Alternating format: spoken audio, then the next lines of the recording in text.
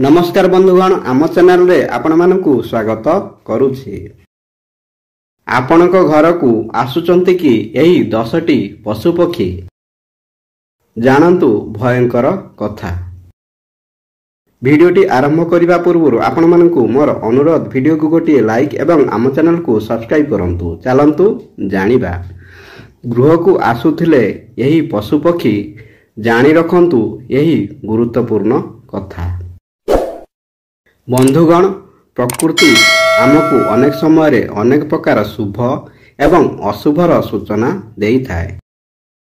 जेपरी पशुपक्षी ठारू आमे अनेक समय अनेक किछि तथ्य पाई पारि थाऊ, जेउ माने आम आखपाखरे रही आमको अनेक प्रकार शुभ एवं अशुभर सूचना प्रदान करिथांती।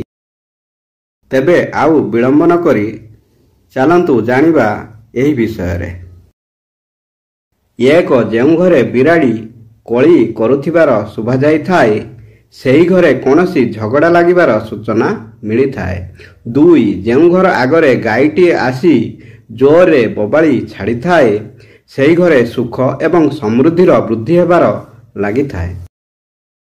तेणु घर बाहरे गाई मानकर बबाली सुना जिबा शुभ संकेत मध्यरु गोटिए संकेत होई थाए।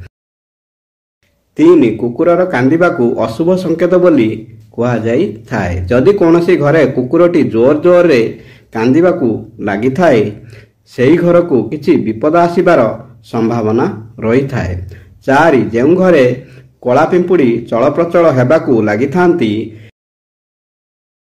सेही घरे सुख ऐश्वर्यर वृद्धि होई थाए। तेणु सेही घर लोकंकू शीघ्र ही धन लाभ होई थाए।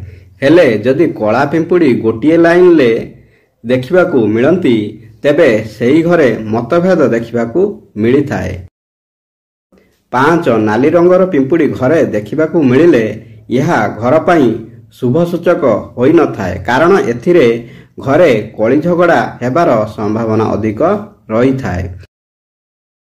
6, मयूर को देखिबा बहुत शुभ संकेत मध्यरु गोटिए बहुत अधिक शुभ संकेत होई थाए। जदि कोनोसी घरे मयूर आसी बसी थाए बा घर बाहरे मयूर देखा जाई थांती, यार अर्थ घर को कोनोसी शुभ समाचार आसीबाकू जाउछि। 7, गृह रे जदि बिछा माने लाइन करी जिबार देखिबाकू पाई थांती, तेबे यह अशुभ होई थाए। यह घरर आर्थिक संकट रु दर्शाई थाए। हेले घरे हलदिया बिछा देखिबा खूब शुभ संकेत को दर्शाई थाए, कारण हलदिया बिछा धन लाभर संकेत देई थाए। बंधुगण, भिडियोटी भल लागिले भिडियो को गोटे लाइक एवं आम चैनल को सब्सक्राइब करिया को भूलिबेनी। धन्यवाद। जय श्री कृष्ण।